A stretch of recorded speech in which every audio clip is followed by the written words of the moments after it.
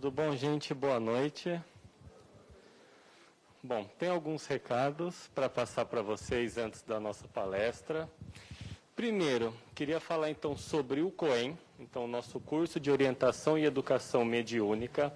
Ele terá início na segunda-feira, 6 de março. Então esse curso ele ocorre, tem uma duração aproximada de 2 anos, toda segunda-feira, das 8 às 9h30 da noite. Em paralelo a isso, nós temos também a evangelização infantil. Então, por exemplo, os pais que às vezes não têm onde deixar as crianças, ou têm a vontade de evangelizar seus filhos, netos, ou qualquer outro parente que tem idade até 15 anos, pode trazer. Enquanto você faz o COEM, a criança faz a evangelização. Para quem que é indicado, então, o COEM? Pessoas que querem conhecer e se aprofundar um pouco mais na doutrina espírita. Então, ele é um curso básico, um curso para iniciantes, na qual você vai aprender tudo sobre a parte de Kardec. Tem a questão também do desenvolvimento mediúnico, que ocorre no segundo ano. Então, ele serve para essa preparação, além também das pessoas que são treinadas a participar dos trabalhos de passe conosco. Além do COEM, da evangelização infantil, temos também o ESD, então o Estudo Sistematizado da Doutrina Espírita, que também ocorre nas segundas-feiras, porém, ele é realizado de maneira online. Para quem que então o ESD? Ele é mais indicado para quem já tem o COEM, porém, não necessariamente que é obrigatório ter o COEM para fazer o ESD. Então, por exemplo, a pessoa que não tem a disponibilidade de vir aqui presencialmente para fazer o COEM, pode estar fazendo o ESD conosco de maneira online. Ou mesmo pessoas de outra cidade que nos acompanham aqui de maneira online, pode estar estudando conosco então no ESD. Então ele aprofunda um pouco mais na doutrina espírita, e a diferença entre o ESD e o COEM é que também o COEM você aprende de uma maneira um pouco mais passiva, geralmente os monitores que vão transmitindo os conhecimentos. Já no ESD é o próprio aluno, ou seja, o próprio estudante que vai apresentando as matérias ao longo das semanas. O material é todo disponibilizado pela Federação Espírita Brasileira, pela FEB, na qual eu já participei, já fiz esse curso. Atualmente estou no EAD, mas o EAD é indicado para quem já terminou o ESD, então não vou falar sobre isso nesse momento. Mas quem tiver interesse, então, em se aprofundar na doutrina espírita, conhecer, o que não falta são cursos aqui na casa para vocês aprenderem e também para as crianças que aqui estiverem. Tenho também um sorteio de livro. Vou sortear 3 livros. De repente, se alguém já tiver, a pessoa que ganhar esse livro, já tiver ele em mãos, pode trocar aqui na biblioteca, de repente pegar outro ou passar para alguma outra pessoa que tem interesse. Bom, número 5.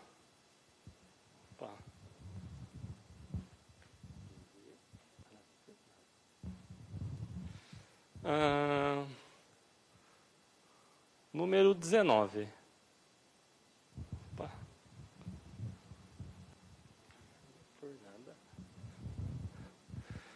Número 27, tem 27 aqui?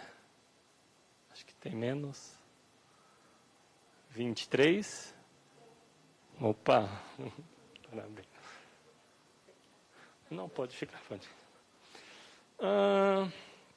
Bom, vou fazer então a nossa prece inicial e também já apresentar a nossa palestrante, a Edna, que já está aqui conosco. Ela vai fazer o tema, o Pai Nosso. Então, antes disso, vamos fechando os nossos olhos, vamos elevando o nosso pensamento a Deus, a Jesus, agradecendo pela oportunidade de estarmos reunidos nessa noite, aqui buscando um pouco mais do aprendizado acerca do Evangelho do nosso Mestre e acerca da doutrina espírita.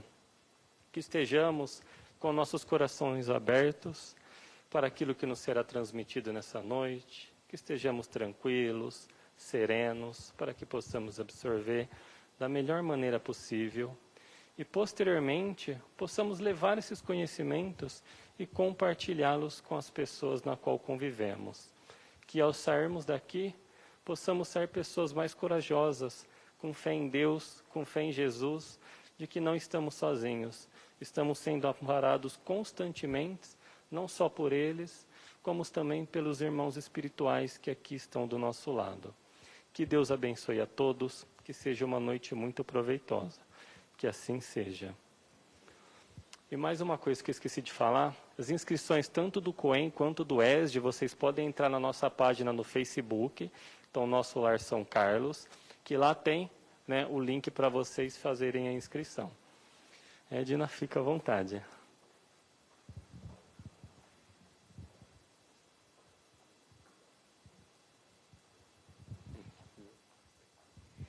Boa noite, queridos irmãos. É uma alegria estar com vocês. Agradeço muito pelo convite da casa.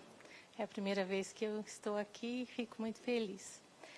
Bom, eu escolhi esse tema, né, a oração do Pai Nosso, para que a gente pudesse falar um pouquinho sobre uma outra compreensão dessa oração à luz do Evangelho de Jesus e da doutrina espírita. Porque às vezes a gente faz a prece de uma maneira muito mecanizada, né? E não refletimos muito sobre o que estamos falando.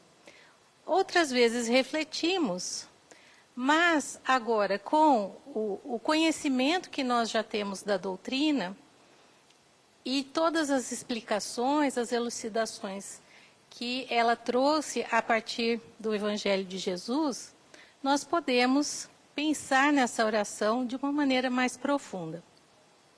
Eu fiz esse exercício, é uma apresentação assim, com um olhar muito pessoal, então vocês me desculpem, né, se não agradar aí, mas procurando pensar em como eu compreendia esta oração antes de ser espírita e depois, né, que eu passei a estudar a doutrina, como que eu passei a olhar para essa oração.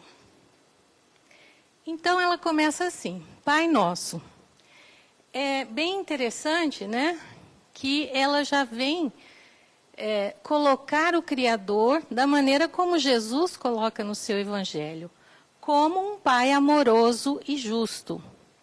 Né? Então, é um Pai que não dá pedras ao filho que pede pão, segundo o Evangelho de Jesus. E segundo a nossa doutrina, um Pai que tem como principal lei natural aí para reger todo o universo a lei de amor, justiça e caridade. Então, é um Pai que nos ampara. Então, nós nos dirigimos a Ele como esse Pai amoroso. É o Pai nosso. Nós não dizemos meu Pai, né? Nós dizemos Pai Nosso.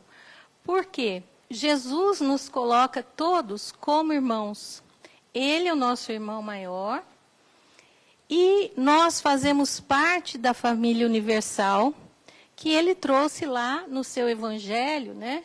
Quando ele diz, quem é minha mãe, quem são meus irmãos, naquela passagem, né?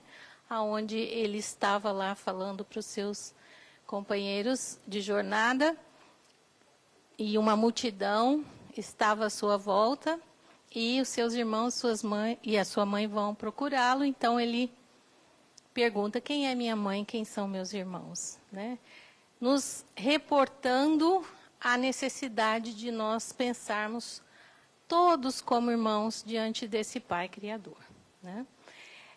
Mas essa família universal, segundo a doutrina, ela não se restringe à família universal aqui de encarnados, né? Não só a nossa família física consanguínea, mas a gente poderia pensar na nossa família de todos os habitantes aqui encarnados na Terra. Mas a doutrina vem trazer que essa família universal é muito maior. E ela também continua lá espiritualmente. Também temos esses laços espirituais com essa família universal. Então, é um Pai nosso, de todos nós. Quando nós falamos isso, nós estamos assumindo, né, que somos todos irmãos. Que estás nos céus. Ora, aonde está o céu? Muito antigamente, a humanidade pensava no céu assim, como uma cúpula, né? Aqui a gente tinha um plano da Terra e uma cúpula, uma abóboda assim, né? Que era a abóboda celeste. e ficava lá longe, lá distante. Mas agora, se nós pensarmos do ponto de vista científico, hoje, onde começa o céu? Não tem, né, uma distância de nós. Nós estamos mergulhados no universo. O planeta Terra passeia pelo universo do Criador. E nós, né, navegando aqui encarnados nesse planeta, estamos mergulhados nesse céu. Então, Pai nosso que estás no céu, nós estamos no céu. Deus está também. Então, nós estamos nele, né? Então, Jesus vinha falar muito disso quando ele diz, meu reino não é deste mundo. Porque ele vem dizer que nós fazemos parte de um reino maior, que é o reino espiritual. É o reino do Pai. Pai nosso que estás no mundo espiritual, não nesse mundo da matéria, mas nós estamos também mergulhados com a matéria nesse mundo espiritual. E a doutrina bem vem nos dizer isso, né? Que a interação que nós temos com o mundo espiritual é contínua, né? E é fundamental. Jesus diz, irei para o Pai, e eu e o Pai somos um. Querendo dizer que ele está em integração perfeita com esse mundo espiritual, com esse reino dos céus, que nós também podemos alcançar como espíritos eternos que somos, né? Então, quem está no céu? Segundo a ciência, né, nós estamos mergulhados no céu. Mas o Espiritismo também vem nos trazer que uma das leis naturais ou divinas é a lei do progresso. E todos nós estamos fadados à angelitude e à compreensão desse Criador, desse Pai que está no céu, que está no reino espiritual, de uma maneira muito mais profunda, da qual a gente ainda não tem total conhecimento, né? Mas nós vamos um dia, segundo essa lei de progresso espiritual, alcançar toda a lei de Deus que está na nossa consciência e que vai, então, dar muito mais sentido a isso que Jesus veio nos ensinar quando nos ensinou a orar, né? Com o Pai Nosso, com o poder da oração. Porque nós estamos mergulhados nesse Criador e nesse céu, né?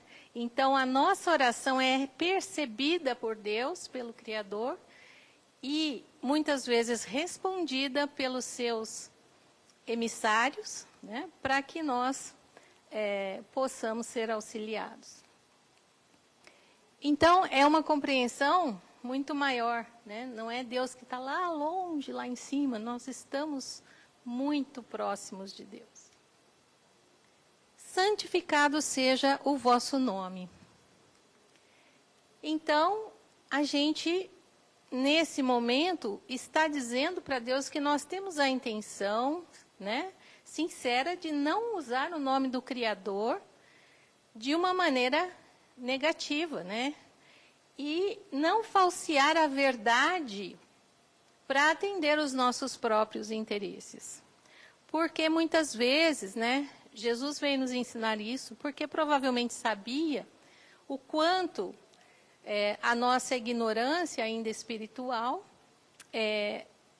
usa, né, os conhecimentos a respeito da religiosidade com os interesses mesquinhos que nós ainda trazemos no nosso coração, né? E ele traz aquela passagem da expulsão dos vendilhões do templo,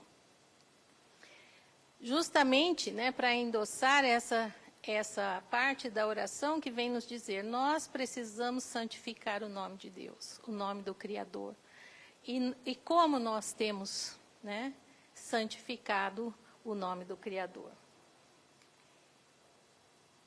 Ele também, provavelmente, previa que em todas as épocas históricas da humanidade, né, nós ainda faríamos muito uso do nome de Deus e do próprio Mestre Jesus para arrebanhar poder, para usar mais bens materiais do que os outros, para possuir as pessoas, no sentido de controlá-las, manipulando a fé alheia.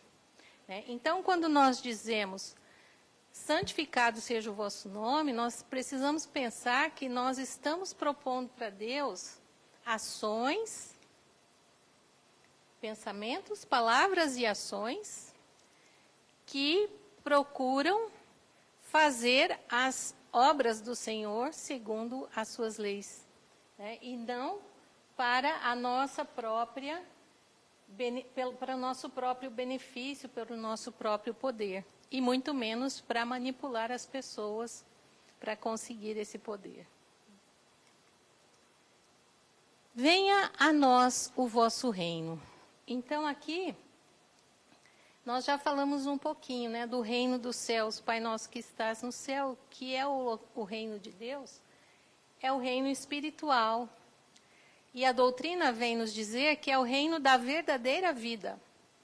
Esse plano material que nós ocupamos agora, aqui enquanto encarnados, é muito passageiro. Mas o reino de Deus é o verdadeiro e é o plano espiritual. E Jesus endossava isso dizendo, meu reino não é deste mundo.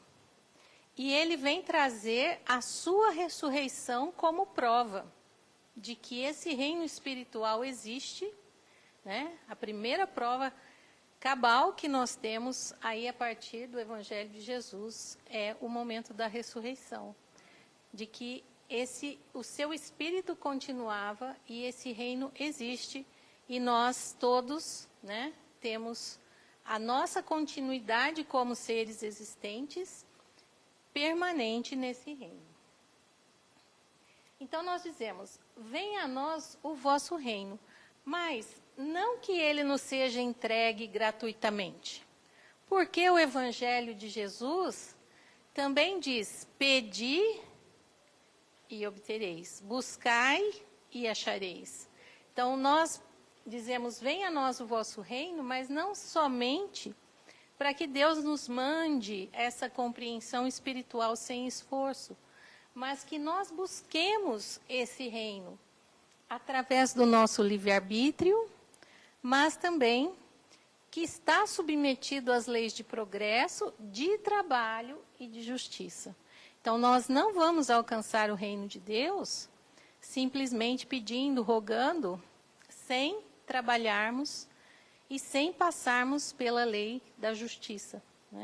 Nós temos a lei de progresso que nos diz que nós precisamos alcançar a compreensão desse reino paulatinamente, conforme a nossa evolução espiritual, mas através do nosso trabalho, do nosso empenho e passando pela justiça divina. Então, quando nós escolhemos as nossas ações de uma maneira que está contrária à lei divina, nós vamos ter que ressarcir de algum modo esse caminho, que nós trilhamos para compreender de novo essa lei. Então nós dizemos, venha a nós o vosso reino, eu compreendo que é para que nós busquemos cada vez mais este reino, através daquilo que a doutrina nos traz continuamente, que é a proposta da transformação íntima. Então nós estamos buscando esse reino através do nosso esforço, da nossa transformação. Seja feita a vossa vontade, assim na terra como no céu. Então, aqui nós dizemos, que nós aceitamos a vontade de Deus. E a doutrina também traz, em muitas passagens, do Livro dos Espíritos, do Evangelho segundo o Espiritismo, essa proposta de aceitar a vontade e os desígnios do Pai com resignação. O que significa isso? Sem revoltas e sem sofrimentos desnecessários. Porque quando nós nos revoltamos, nós vamos sofrer duplamente. Às vezes a gente sofre com uma enfermidade, com uma situação adversa pela qual passamos, mas quando temos a resignação pela compreensão da lei de Deus, nós vamos sofrer menos, porque nós compreendemos que o Criador está nos conduzindo para o melhor, para o nosso progresso. Se nós não nos resignamos, nós nos revoltamos, batemos as pernas, vamos praticar atos contra a nossa própria existência ou a de outros, nós estamos procurando muito mais sofrimento, porque vamos ter que passar de novo, né, por outras fileiras, às vezes até mais dolorosas, para aprendermos sobre essa lei. Então, quando nós dizemos, seja feita a vossa vontade, nós deveríamos procurar entender, né, que nós devemos aceitar as leis divinas de uma maneira mais confiante nessas leis, né, de que o Pai Criador sabe o que é melhor para nós, para que nós não percamos tanto tempo na nossa evolução, né? E Jesus já dizia, né, muito será dado àquele que já tem. Então, quanto mais nós compreendemos essas leis, mais nós vamos compreender com profundidade a cada passo, né? Então, cada vez mais nós vamos nos aproximando da compreensão do que é esse reino amoroso do nosso Pai Criador. Então, a doutrina, ela traz muito mais conhecimento e compreensão dessas leis naturais que mostram qual é a vontade do Pai, né? Seja feita a vossa vontade, que está estruturada nas leis divinas e naturais que nós estudamos lá no Livro dos Espíritos, né? Então, aqui vem a questão da fé raciocinada. Quanto mais nós compreendermos a vontade do Pai, mais nós nos libertaremos das nossas mazelas, porque nós estaremos em maior conformidade, em maior ressonância com essas leis divinas, fazendo as nossas escolhas de uma maneira muito mais clara e muito mais suave, mais tranquila, né? Para que nós possamos ter mais felicidade. Então, a outra parte dessa frase diz assim, assim na terra como no céu. E também nós aprendemos pela doutrina que essa vontade e essas leis do Criador, elas não acontecem só no plano físico, material, mas também no plano espiritual, no reino espiritual, né, que a gente se refere aí ao céu.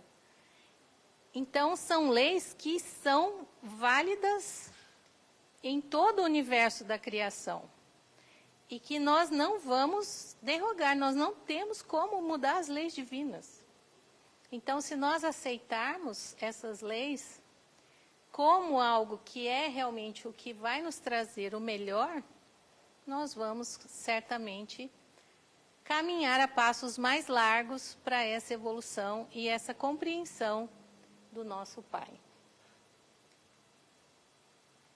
O pão nosso de cada dia nos dai hoje. Então, essa frase, a gente vem e pede para o nosso Criador as condições materiais para que nós possamos viver aqui no plano material, o pão nosso. Mas nós podemos interpretar que também é o pão do amparo, né, do amor, da consolação, né, o pão espiritual, que nós precisamos para enfrentar essa vida que não é muito simples, né? Nós temos aqui muitas dificuldades.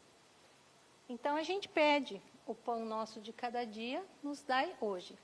Mas, a gente espera, então, que esse pedido seja atendido pelo Criador, né? Porém, Jesus ensinou a pedir o pão nosso, né? Não o meu pão, né? E aí nós vemos o alimento para nós e para todos os irmãos. Será que nós pedimos só para nós e para as nossas famílias ainda, quando nós fazemos a oração do Pai Nosso? E os outros? E os que não têm o pão, né? Como que nós pensamos nesse momento em que fazemos essa oração. Dai-nos hoje. Jesus também veio nos ensinar no seu Evangelho que nós não precisamos ajuntar tesouros que a traça corrói, né? Porque esse pão, se nós quisermos acumular os nossos celeiros lá, juntar, nós estaremos equivocados, né? Nós precisamos do pão de hoje e juntar os tesouros maiores, que são os tesouros espirituais, né? Isso está lá nas passagens, né, que falam de Lázaro e o rico, que Lázaro era aquele mendigo que pedia diante da porta do rico, né, e depois ele desencarna, e depois o rico também desencarna e vai pedir para que Lázaro molhasse a sua boca, né, porque ele não tinha nenhuma condição espiritual, enquanto Lázaro estava elevado espiritualmente, né. Jesus também vem nos dizer aqui, nesse momento em que ele vai falar do perdão, né? Se alguém lhe quiser tomar a túnica, dele também o manto. Então, que a gente não se importe muito quando nós perdemos coisas materiais, né? Porque a gente ainda é muito apegado com isso. É um processo difícil para nós, né? Então, quando nós pedimos o pão para os outros também é um momento de nós desapegarmos um pouco com as nossas próprias posses, né? E dai a César o que é de César, né? Que nós devemos dar ao mundo as coisas materiais que são necessárias, mas o que mais importa é o nosso aperfeiçoamento espiritual, né? Perdoai as nossas ofensas, assim como perdoamos a quem nos tem ofendido. Essa é uma das passagens que provavelmente a gente encontra maior número de citações no Evangelho segundo o Espiritismo, né, e no próprio Evangelho de Jesus, diversas e diversas e diversas situações em que ele fala do perdão, né. Eu vou colocar somente algumas aqui, né, que ele fala: bem-aventurados os que são brandos e pacíficos, aqueles que não querem vingança, né, não querem violência, porque algum irmão tenha feito algo contra ele, né? Aqueles que já têm essa brandura. Ele também coloca naquela passagem do sacrifício mais agradável a Deus, né, que antes de irmos doar a esmola no templo, que nós possamos ir nos reconciliar com o irmão que tenha feito algo que nós não gostamos, né? Então, é também uma passagem que vem falar do perdão das ofensas. A parábola do credor incompassivo, né, onde a gente tinha lá a história que Jesus conta, né, de um homem que era muito rico, tinha emprestado algo para o seu servo e vai cobrar o servo e o servo diz que não pode pagar e ele diz então que vai prender o servo, mas depois o servo argumenta que ele teve muitos problemas e o credor perdoa a dívida, né? E aí o servo encontra um outro que também lhe devia e faz a cobrança e não perdoa, né? Então, depois o credor maior fica sabendo e manda prender o servo, né? Então, aqui vem muito dessa questão, né, de perdoar assim como nós perdoamos a quem nos tem ofendido. Se nós não soubermos perdoar, talvez nós tenhamos que passar por muitas fileiras do sofrimento diante dos irmãos para que nós possamos aprender a perdoar. É a lei de justiça divina, né? E Jesus disse: não vos digo até 7 vezes, não perdoar só 7 vezes, mas 70 vezes 7 vezes, até 70 vezes 7 vezes. Quer dizer, 7 vezes 7 vezes 7 vezes 7, 70 vezes, né? Isso é um número enorme de vezes, né? Então, nós temos que perdoar muito, né? Porque nós precisamos ainda de muito perdão diante do Criador. Também ele fala, né, que nós vemos o argueiro no olho do nosso irmão, né, um cisquinho lá no olho do nosso irmão, mas não vemos a trave que está no nosso olho. Né? Olhamos muito os defeitos e as ofensas que os outros fazem, mas nós não olhamos para os nossos próprios defeitos, né? Então, nós precisamos ver que nós ofendemos muito também e que nós precisamos ser muito perdoados pelos nossos irmãos, né? E assim também perdoados pelo Criador. Então, por isso, nós precisamos ter indulgência para com as faltas alheias e o perdão das ofensas como formas de caridade que Jesus e o Livro dos Espíritos nos colocam, né? Muito claramente. O que seria a compreensão do que seria a caridade verdadeira, né?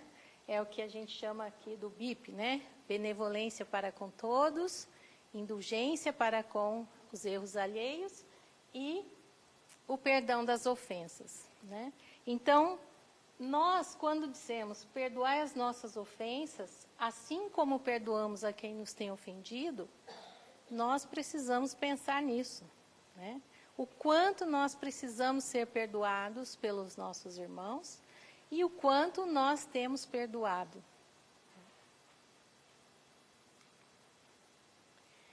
E não nos deixeis cair em tentação, mas livrai-nos do mal.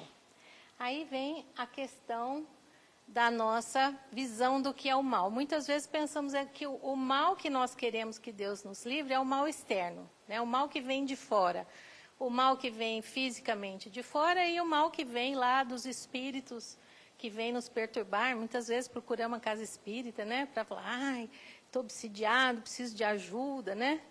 Aí vem o mal de fora. Mas esses, claro, nós também devemos pedir que Deus nos auxilie a passar por essas provações. Mas, principalmente, né, que nós nos livremos do mal interno.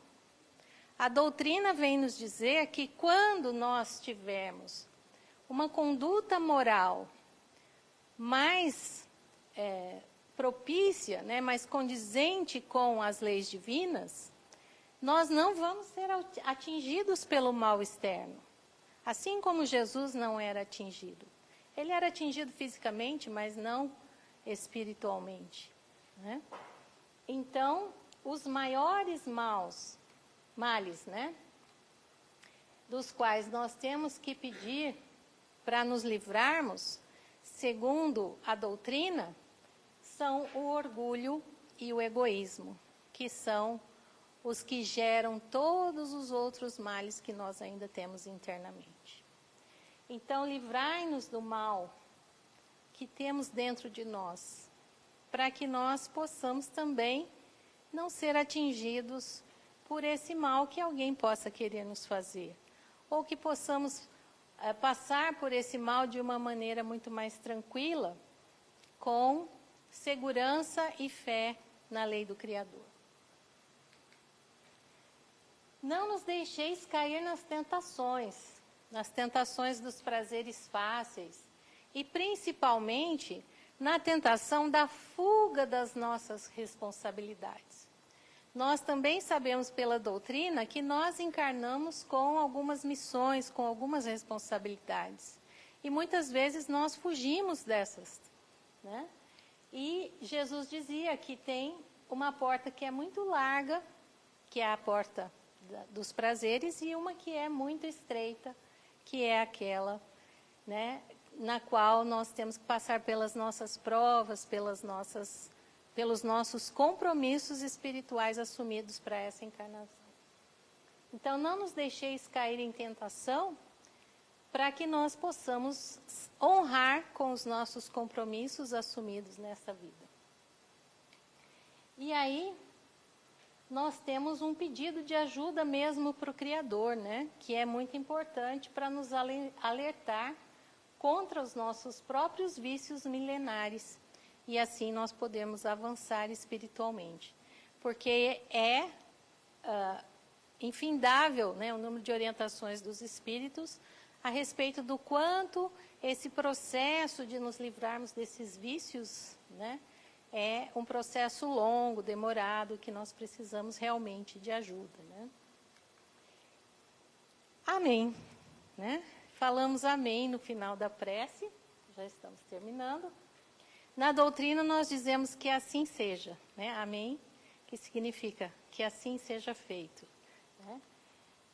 Confiamos que assim será. Quando nós dizemos que assim seja, nós precisamos ter confiança, né, de que um dia nós vamos alcançar todas essas dádivas que nós pedimos para o Criador e confiança de que Ele já está nos amparando, Ele já está nos auxiliando. E nós sabemos o quanto, pela doutrina, os espíritos amigos nos acompanham e nos orientam nas nossas dificuldades, né?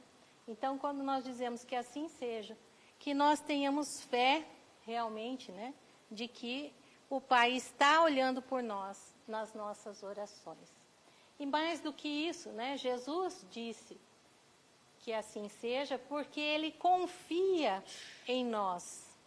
Confia que assim será, porque Ele afirmou que nenhuma das suas ovelhas se perderia. Então, queridos irmãos, esperança, paz, muita alegria para todos nesse novo ciclo que se inicia e que nós possamos, ao orar essa prece tão linda, que muito resume de tudo que Jesus nos ensinou, que nós possamos pensar numa outra dimensão de quando estamos falando com o Criador e dos compromissos que estamos assumindo diante dele. Muito obrigada.